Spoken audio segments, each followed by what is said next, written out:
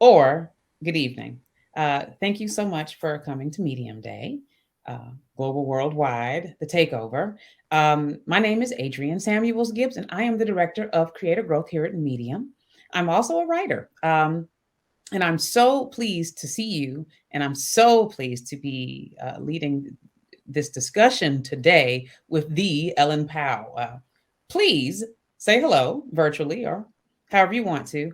Our best-selling author, an equity change agent, who, via the well-known lawsuit launched against a powerhouse Silicon Valley venture capital firm, pushed and fought for diversity and equity in tech space. Ellen Powell. Now, that fight has led to an ongoing reckoning in the tech industry and has served to bolster other industries that need to work on or struggle with diversity and equity right now. Now, some of you may know Ellen as the reason for the term some people call the Powell effect. Others will know her work as the creator of Project Include, which works for diversity and equity in the tech space and in all workspaces. And many of you who are on Reddit know her as the former CEO of Reddit, responsible for all sorts of changes there that got people riled up and also got people saying hooray. There's a lot of ground to cover as we talk about doubling down on inclusion. So let's get into it. Ellen, I'm so glad you came to speak on Medium Day. We are glad to have you. Thank you so much for having me. I'm excited and honored to be able to speak with you. You've had so many great articles and so much great work, and I'm excited to be on this discussion. Oh well, thank you. No, I mean you are the superstar. Let me tell you because, you know, if you Google yourself, and I'm not sure that you would even do that, but I did, and all the thousands and thousands of mentions, thousands and thousands of articles, um, and the whole idea that there's a term named after you, the Powell effect. Actually, I want to start there.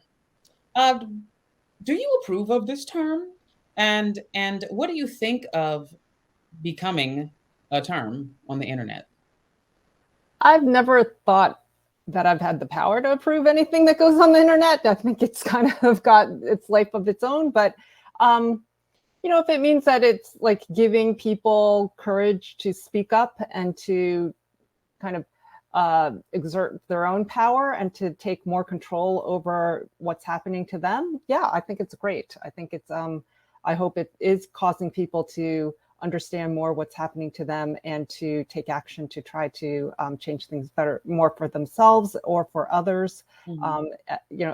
Every change you make for yourself ends up having a huge ripple effect. So hopefully people are, kind of finding some inspiration or finding some hope in through the work that I've done. Well, I mean, I think so. Although I do want a table set for the people who are watching and joining in right now. A couple of statistics.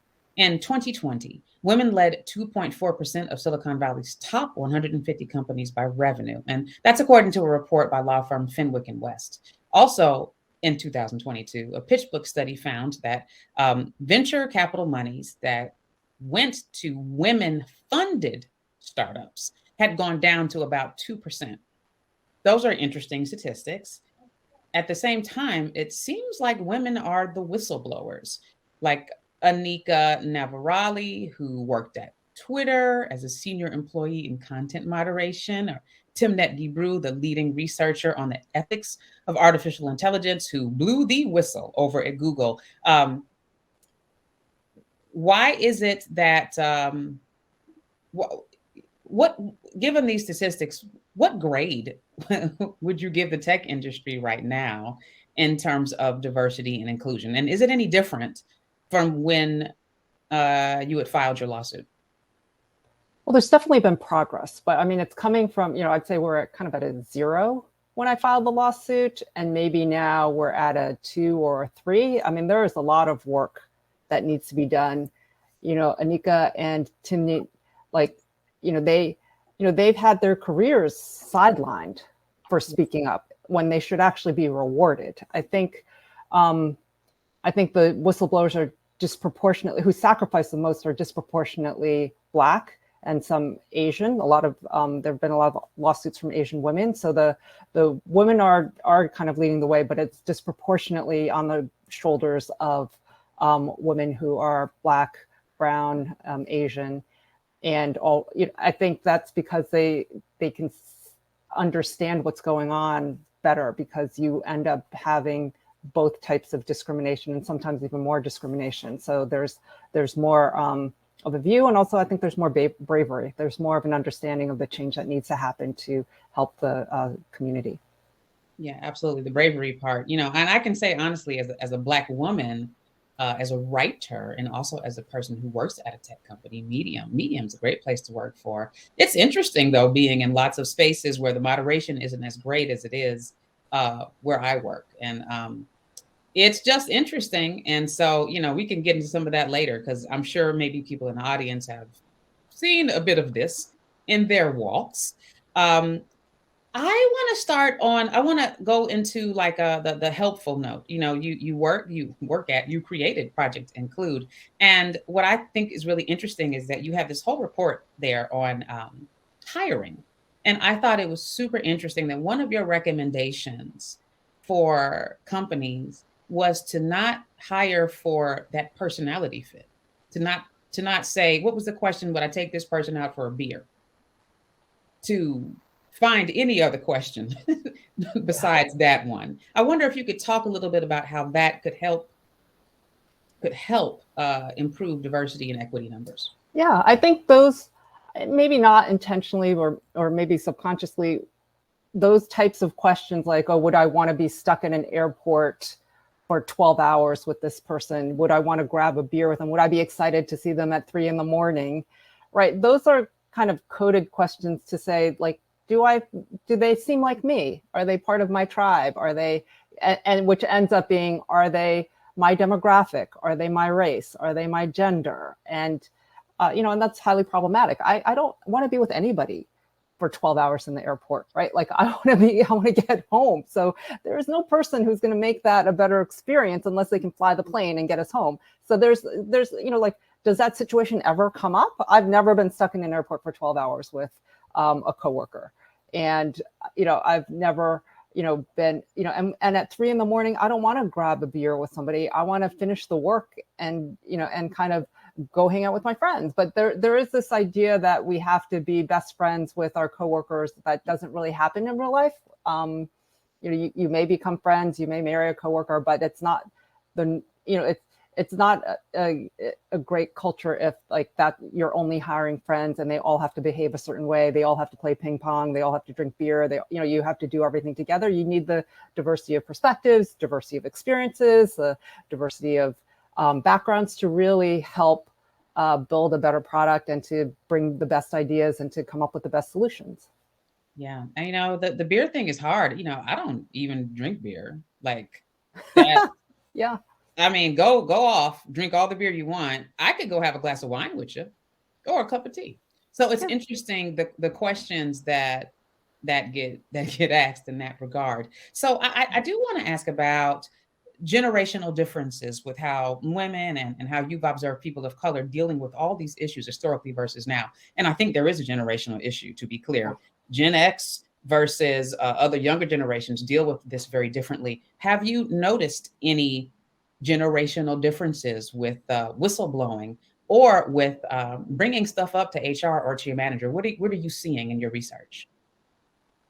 I think, like, just anecdotally, for like my generation and like as an Asian woman, we were taught to assimilate, right? Like you don't value the differences that you bring. You value being closer to whiteness. So, the view was like, if something was going wrong, that was your fault, right? You don't whistleblow, you fix yourself, right? You work harder, you go out and you get that beer, you do the things that you think will help you succeed in the system as it is, and you don't try to change the system. And I think, as you noted, like this younger generation is really about, let's unionize, let's call out these problems, let's post it publicly. Like, I don't trust HR. I'm just going to tell everybody. I'm going to, and I'm going to organize, and I'm going to tell people within my organization, and maybe we'll litigate, or maybe we'll do a much bigger post, or maybe we'll go talk to the New York Times and,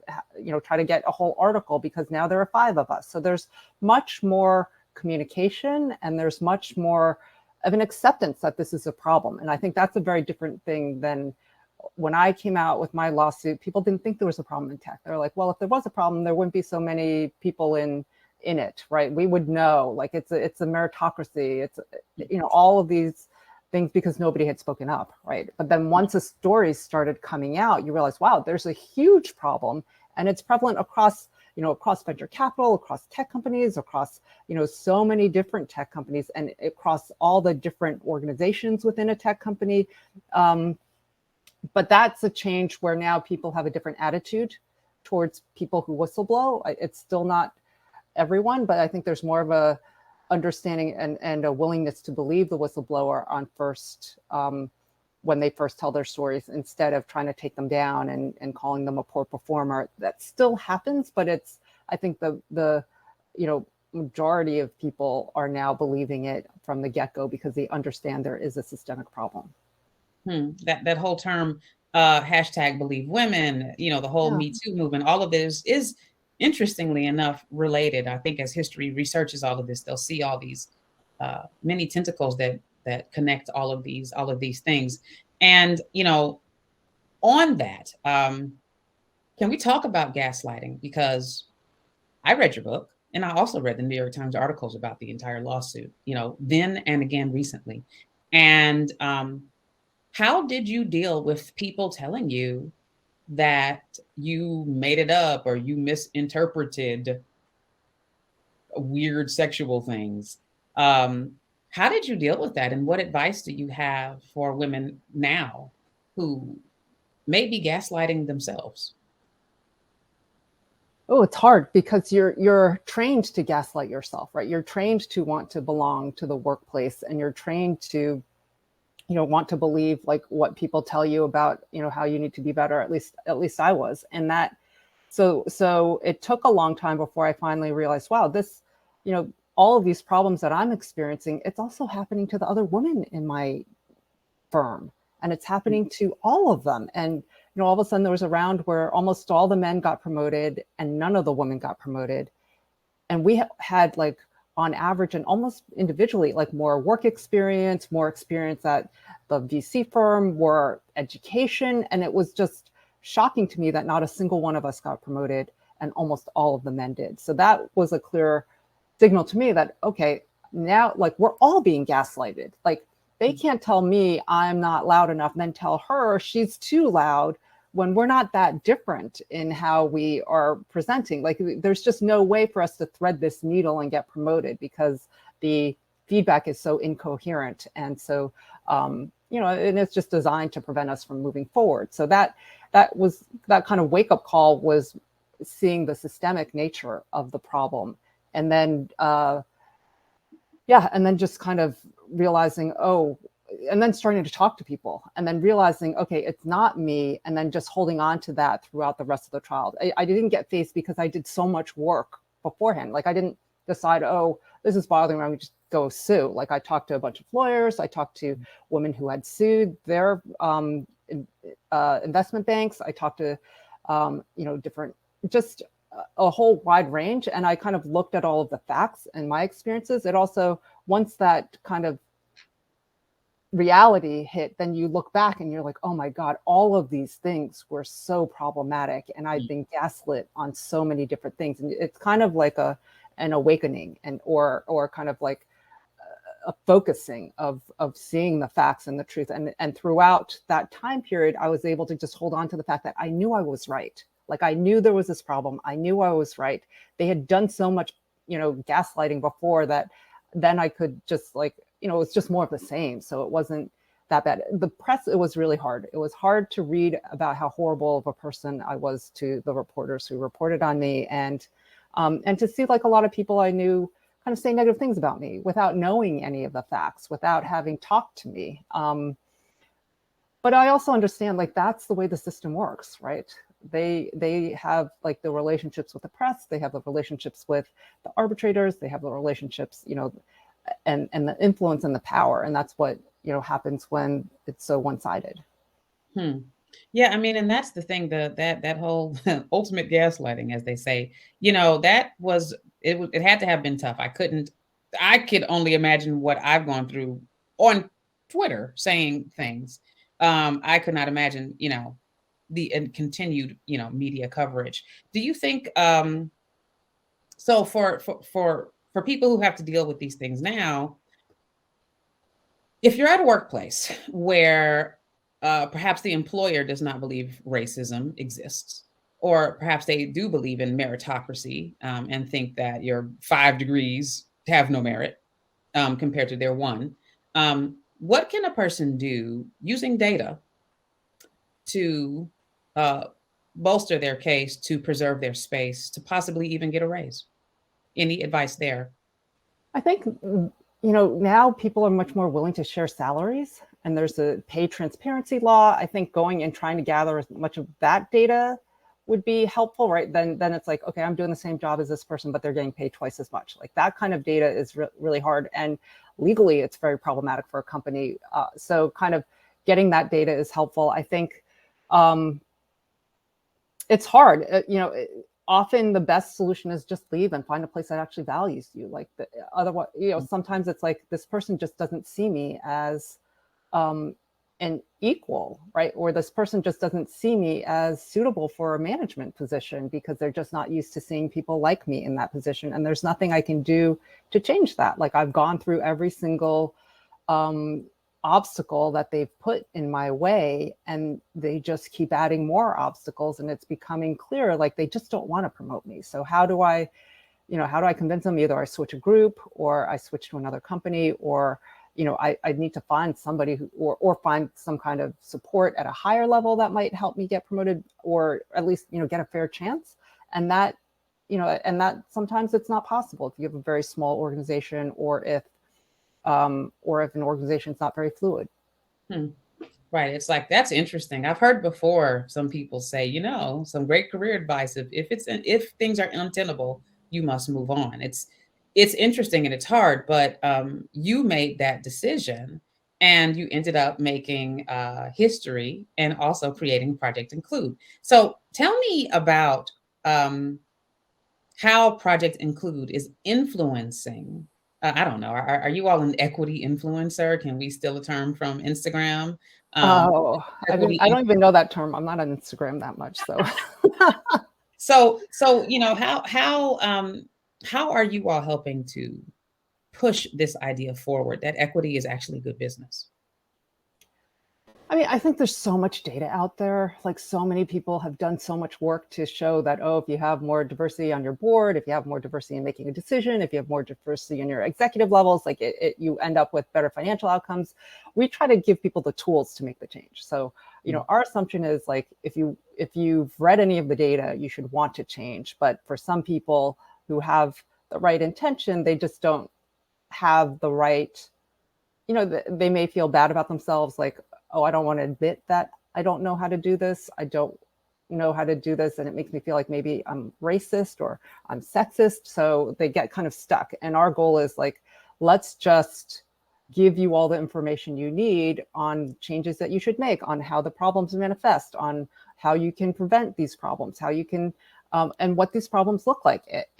So we, during COVID, we did a big survey of about 3,000 people to figure out like, where are the problems, what are the changes? And we found that there was actually more harassment and harm happening during remote work. Almost everybody had gone to remote work, but because there was so much anxiety in the workplace, because there was so much anxiety at home, there's anxiety about the pandemic, and specific groups were being harmed more greatly. Like there was more racism, there was more gendered harassment, there was more hostility to transgender people. So, and the intersections of those identities, there was even more harassment, hostility, and harm. So, kind of getting that data out was a little bit of a wake up call for people who had assumed, oh, well, now everybody's remote, there's not going to be as much harassment. It's like, no, actually, that's really not true. And then we've taken some of that data to kind of highlight specific groups that we found that were having extreme problems, but not that not a lot of people were paying attention to. So we did a separate report on contract workers. We did a separate report on disabled workers, and kind of some of the, and shared some of the work that already existed about some of the harmful stereotypes and assumptions people make about people who are disabled, like this idea that they worked harder, if they could, come to the office once, why can't they come every day, without, understanding like what that work experience is actually like and what is actually happening. So we, took data from our surveys, took data that's already out there. We interviewed individuals and activists and folks who are working in the area and have ideas of like, all right, the things that you can do, make it easier for people to get accommodations. Don't force people to prove that they're disabled, right? And to go through a bunch of hoops in order to get the accommodations they need to do their work. Just make it much easier, offer it to them, right? And kind of thinking about like what are some of the medical benefits that are necessary? What are some of the ways to make people feel more included? How are some of the ways to think about remote work, and also being able to take days off? If you're disabled, sometimes you need to go to the doctor. Sometimes you might not be feeling healthy enough to work. So how do you create a work environment where there's some redundancy, so when people have personal health needs or other needs, they don't feel like they're stuck working, or if they take that day off, they have to work twice as hard for the next 3 days, right? So to make it possible for people to get the healthcare that they need in order to function and be a productive and happy contributor to the community. Those are things that I think people, when they read it, it made sense, but they haven't been reading all of the information that's already out there. And for us to kind of help solidify it, focus a little bit on the tech sector and make it more real, hopefully made a difference.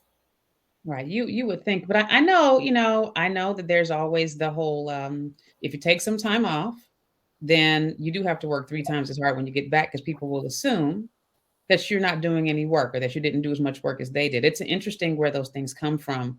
And And it another, only, and those assumptions are only relevant to certain types of people. Like we assume certain people are doing their work, even if they're not. But we assume certain people are not doing their work even when they are. that part. I mean, that's why I brought up the whole 5 degrees versus 1, because Yeah. I have found, and personally, that Black women, Asian women have the degrees and the experience 4 or 5 times that of their white male coworkers. And so it's interesting how that translates into how people are received in the workplace, or even the experience of their experience. I know that's what you all are working on. So I guess we just have to keep working. Do you have any, like, 2 or 3 ideas or recommendations for employees who are experiencing difficult to prove systemic exclusion? I mean, I know we could always leave, but for people who want to actually stay and be included, what should they do? Is there something besides go to HR and talk about it? I think, it's a hard one. I think talking to other people about it, but finding the right people. So it's a tricky one, because you don't want to go to the person who's going to then like say terrible things about you because they think that you're not loyal, or you're looking not to do work, or you're too sensitive, right? Oh, I can't joke around you because you're going to call me sexist, or you're going to, say that I'm racist against Asians. So kind of, finding the safe places to talk about it, understanding whether other people have had this problem. It can make you feel a sense of community. You can feel also like it's not your own fault. It's, a problem with the system, and there's not like, it's not about you changing like these 10 things in ways that might not be cohesive. And also perhaps people have figured out ways to counter those problems, right? If there are specific problems with a person who's a manager, or a specific department, or a specific process, maybe folks have figured out workarounds, or other people that might be helpful to solve the problem. Building a relationship with your with people who are at a higher level than you, who are not your manager, either your manager's manager or other people at that level, can be helpful in kind of understanding, getting out of like your kind of small piece of the company or the organization and thinking about the bigger goals. And that can help you kind of, maybe there are some small problems that you can't fix, but if you can focus your energy on some of these bigger problems that the company's trying to fix, and understand where kind of what the power dynamics are, and figuring out what relationships might be helpful for you, and then also what type of work and how you do the work in ways that is more palatable, or is how the company wants you to do things, or is more appreciated or more visible. Like those are things that can help you, improve in other areas if you're stuck in certain other, if you have a couple of areas where you're stuck, or maybe you can focus on other areas to try to do better in those areas to avoid the problems that you have in those with the people who are keeping you back. Gotcha. And I've heard some people say, every job you go to, you need to find yourself a rabbi. And that just kind of makes me, I was like, okay, that I get it, and so, but you have to cultivate those relationships. And that goes back to, maybe hanging out after work, or having those conversations, or in a remote environment, that might even be more difficult if you're not naturally inclined to hang out, because maybe you're just an introvert, irrespective of race or gender or anything. Maybe you just don't like going and peopling, that's exhausting for many people, right? So I wonder if people want to, is there light at the end of this tunnel? Like you said at the outset that things have actually somewhat improved. Is there light at the end of the tunnel? Did the bad signal get thrown, and everyone's coming in to help? Has that happened yet? We're not quite there yet. I think it's not quite a bat signal, but it's more like a light that's now shining on the problem, right? Since George Floyd's murder, there's just been so much of a kind of an understanding of the systemic problems. Now we've seen the systemic problems in policing, and you turn back, with the Me Too movement, like all of a sudden you see, wow, these are problems that are huge and so hard to avoid once they've surfaced in these really huge ways, where you can't say, no, that was his fault, or no, it's just 100% clear that there's a huge problem, and that some people are really suffering and struggling, and there's no way around it. So that I think there's a much better understanding of the systemic nature of racism, the systemic nature of sexism, and some of these huge institutional obstacles that people face. I think that's a huge change, because otherwise it's just a constant gaslighting, and then nobody believes you, and then HR is telling you you need to do 15 different things, and you're kind of stuck, and then you doubt yourself, right? But now it's like, no, everybody's talking about it. We see it in video, in real form, and excuse me. And then we also see people that we admire, who are, at the top of their levels, talking about the problems that they had earlier in their career. So these role models that we viewed as like being, oh, they're the models that we should follow, they didn't have any problems and they succeeded. Well, actually, they did experience these problems too. So there's a much better understanding of, and a change in attitude from, oh, they're just a complainer and a whiner and a poor performer, to, oh, they're raising a real problem. And I think there's more, when people are raising problems, they still get pushed out, but they get a package. And it's harder just to fire people, because I think there's a change in the understanding of like what's going to happen in court, right? It was like, oh, even if you win, you lose public perception, because people just don't think you can treat workers that way. People don't think that you should be racist or sexist, or there's just a different understanding of what is acceptable, and an acknowledgement that a lot of companies are poor actors. They have a lot of bad behavior within them, and some of it is systemic. A lot of it is systemic. I also want to go back. I think the idea of finding a rabbi it's great. I've had, I had a mentor, Mikey Butler, who was awesome in my days at BEA, and we never had to go out and drink beers. We would just, meet at the office and get lunch. But he was rare. Like, it's hard to find. I didn't, Yes. my mentors at Kleiner were not kind to me, and they weren't trying to help me be my best, right? They didn't see me as being able to be an equal to them. And so it limited their advice, and they didn't understand also the problems I faced as not being a white man in that environment. So it was very hard it's hard to tell people go find that person, because sometimes they don't exist. If you have a company that doesn't have a great culture and that doesn't hire well, there's nobody who wants to be that person. And there's nobody who's probably good at being that person, or they're hard to find, or it's not valued. So that work doesn't happen. So you can find somebody outside of your company.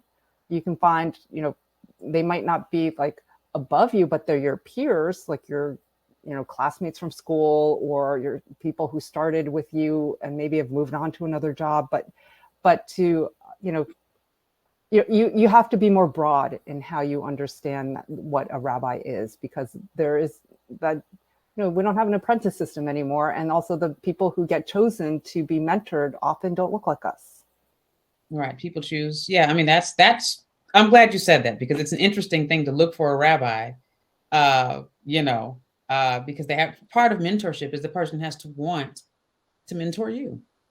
Yeah. And so they have to want to. And I know that, a lot of the diversity and equity issue stems top down. I know some of Project Include's recommendations include top down management. It has to be a part of the business structure. And as we talk about doubling down on inclusion, and what do businesses need to do in general? Do we need to have more women and people of color on the boards? Does that make a difference? Or is that not the only difference that needs to be made? I think that's one difference, but they have to be empowered, right? Adding one person to a board where they're not empowered to speak up, they don't have anybody else who looks like them or has the same experiences to back them up. And so they're kind of talking into a vacuum because nobody can connect with it and there's no support for those ideas. It's hard. I think it really comes from the CEO level, right? The CEO has to want to make the change. Boards aren't often experts in this type of change. So it's hard to have a board tell the CEO what to do when, often, a lot of startups or boards are venture capitalists who have the least diverse, least inclusive cultures possible. So they can't push a CEO to do the work. They don't know what the CEO should be doing. So the CEO needs to really internalize it, want to make the change, and want to make those hard decisions and prioritize it. And that can be hard.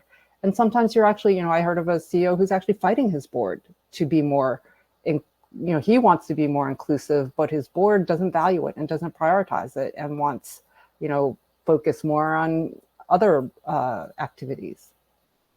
So as we kind of wind down our conversation, I am curious if you have any advice for allies, for people who are in it to win it, really want to help. Now, we can always give a list of books because books are always good. Education is always good. We've read all the books, right? Like we've been reading for 3 years. Time for now, it's action. Like you have to step up, right? And it's like, oh, you can be a secret ally. You can, some people aren't ready. Like we need to be ready. Like look at what is going on in the country. Look at what's happening to transgender people, kids, workers, people, it's whole states organizing against them. People are organizing against learning basic stuff, the stuff they're learning in Florida. It makes no sense. It makes no sense, right? So there is so much happening that is bad, but now we have a new generation that, understands it, that gets it, that wants change. And so we have to help them.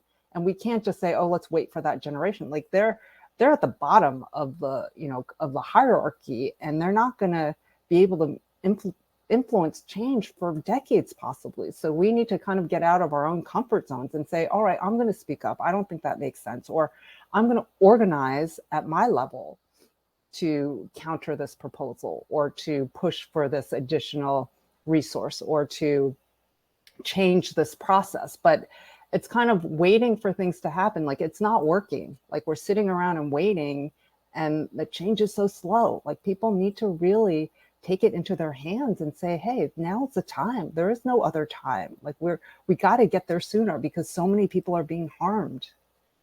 And we have to just do something. So as we talk about and process how to do this, because these are big problems, and it's like it gets tiring. You get tired. um I can say I get tired of having to do this, having to do this, having to always be aware of this. Just different perspectives. How does one, when you get tired, but you got to keep fighting, but when you get tired, how do you rejuvenate? I'm not saying that we all need to have the soft life, though that sounds nice, but how do you rejuvenate so that you can get up and work on project include the next day, despite the data, despite the slow, the snail movement of diversity and equity? I think one thing is like the realization that every person does make a difference, right? Okay. So, I filed this lawsuit. I knew it would be shining a light on this problem, but I had no idea how much light it would get and how much of a ripple effect it would have, right? So you may think like this one change that you're making has a small impact and it's only impacting you, but other people are watching and they are learning like, oh, she fixed something that was broken, so I'm going to avoid doing that broken thing, and maybe I will actually step up and try to fix the next broken problem, right? So it can have it's sometimes it feels like you're on this huge Titanic and it's like not going to move, but it does. Like these things, they do have a ripple effect. And then when you have many ripples, it can turn into a wave and it can get much bigger. So just understanding that, like, sometimes these things don't feel that important, but then all of a sudden, you have people stopping you at the airport. Oh, I read your website and, I've taken all of these things into our company and we're making all these changes and it's made a huge difference, right? So I didn't know people would read the whole website. I mean, it's quite long. There's like 87 recommendations, but you can have an impact that in ways that you don't know. And those are just the people who are talking to me and run into me, right? So how many people are actually making a difference? I think the second part is like, I had a coach and, when I was at Reddit, there were people who are actually, people who are using Reddit to say terrible things about me. So it was like a very tough time. And I'm like filing this lawsuit. I'm trying to change the site to be more inclusive and to end harassment. And I had a coach who was just like, just do one nice thing for yourself every day and be very intentional about that. And so every day I would have a hot chocolate and I would stop by the store, get my hot chocolate, go to work. And that was like me taking a moment to acknowledge that what I was doing was hard, that, doing something I wanted to do for myself, that, and taking that moment to, out of my workday to kind of take care of myself. And that was incredibly, like, it was a small thing, but it was incredibly important to me. And it was really helpful for my mental well-being. Okay, got it. Hot chocolate, check. Fight the power, check. Be the power, check, check. It sounds like their future is looking good. There's a next generation that is, and a current generation that's working on it. We're doing this panel today talking about it. Hopefully some people who are watching have gotten some ideas. If you want to get some more ideas, you can always go to Project Include's website and read it. There are lots of recommendations. And I tell you, that recommendation about culture fit was mind-blowing because I have so many friends interviewing for jobs right now. And I sent them all this culture fit. Like, oh, you need to read this because this hold my beer thing, the golf thing. It just depends what you're into. Maybe it should be an arcade instead. Yeah. Let's go to the arcade and play video games, or who knows what it should be. But this has been wonderful speaking with you, getting some of this wisdom and spreading it around. You also write at Medium and you write in tons of other places. I encourage people to check out Project Include everywhere because it's in lots of places. And thank you so much for joining us on Medium Day. We look forward to more diversity and more equity in all areas. Thank you so much. Thank you for your work in this area, and thank you for having me and for such a wonderful conversation. Absolutely. Thanks so much. All right.